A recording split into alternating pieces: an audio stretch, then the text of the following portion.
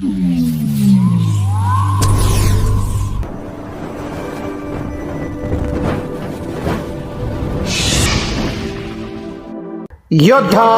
News Marathi.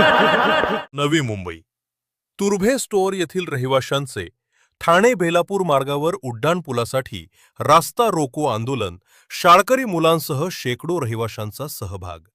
शहर अभियंत्यावर गुन्हा दाखल करण्याची मागणी. नवी मुंबई नवी मुंबईतील वर्धणीच्या ठाणे बेलापूर महामार्गावर तुर्भे स्टोअर येथील रहिवाशांनी आज आपल्या प्रलंबित मागण्यांसाठी संताप व्यक्त केला. लोक अधिकार एनजीओचे ठाणे जिल्हा प्रमुख बाळकृष्ण खोपडे यांच्या नेतृत्वाखाली हे जोरदार आंदोलन करण्यात आले. विशेष म्हणजे या आंदोलनात मोठ्या संख्येनं शाळकरी मुले आणि स्थानिक महिलांनी सहभाग नोंदवून महापालिका प्रशासनाचा निषेध केला.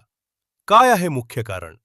मिळालेल्या माहितीनुसार नवी मुंबई महानगरपालिकेनं एनएमएमसी काळ्या यादीतील महावीर एंटरप्राइजेस या ठेकेदाराला कामाचे कंत्राट दिले आहे. या ठेकेदारानं रस्त्यावर ठिकठिकाणी खड्डे खोदून ठेवल्यानं रस्ता ओलांडणं अत्यंत धोकादायक झाले आहे. अपघातांची भीषण आकडेवारी. आतापर्यंत या परिसरात रस्ता ओलांडताना तब्बल 40हून अधिक व्यक्तींना आपला जीव गमवावा लागला आहे. अपंगत्व. अपघातात 100पेक्षा जास्त नागरिक कायमचे अपंग झाले आहेत. आंदोलकांच्या प्रमुख मागण्या. आंदोलनाचं नेतृत्व करणारे बाळकृष्ण खोपडे यांनी प्रशासनासमोर खालील मागण्या ठेवल्या आहेत. भरपाई. अपघातात बळी पडलेल्या व्यक्तींच्या नातेवाईकांना तात्काळ 5 लाख रुपये नुकसान भरपाई द्यावी. गुन्हा दाखल करा. वारंवार होणारे मृत्यू हे महापालिकेच्या निष्काळजीपणामुळे होत असून शहर अभियंत्यावर सदोष मनुष्यवधाचा गुन्हा दाखल करावा. ठेका रद्द करा. काळ्या यादीतील महावीर एंटरप्राइजेसचा ठेका त्वरित रद्द करण्यात यावा. वाहतूक नियंत्रण. बेलापूरकडून ठाण्याकडे जाणारी अवजड वाहने बंद करावीत. अनाधिकृत पार्किंग.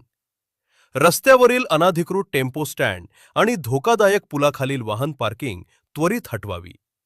जर आमच्या मागण्या मान्य झाल्या नाहीत तर आगामी काळात नवी मुंबई महानगरपालिका आयुक्तांच्या दालनासमोर तीव्र आंदोलन छेडण्यात येईल, असा इशारा बाळकृष्ण खोपडे यांनी यावेळी दिला.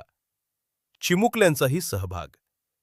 रस्ता ओलांडताना जीव मुठीत धरून शाळेत जावे लागत असल्यानं शाळकरी मुलांनीही या आंदोलनात फलक हातात घेऊन सहभाग घेतला.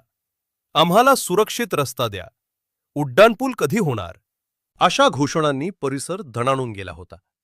या आंदोलनामुळे ठाणे बेलापूर मार्गावर काही काळ वाहतूक कोंडी झाली होती.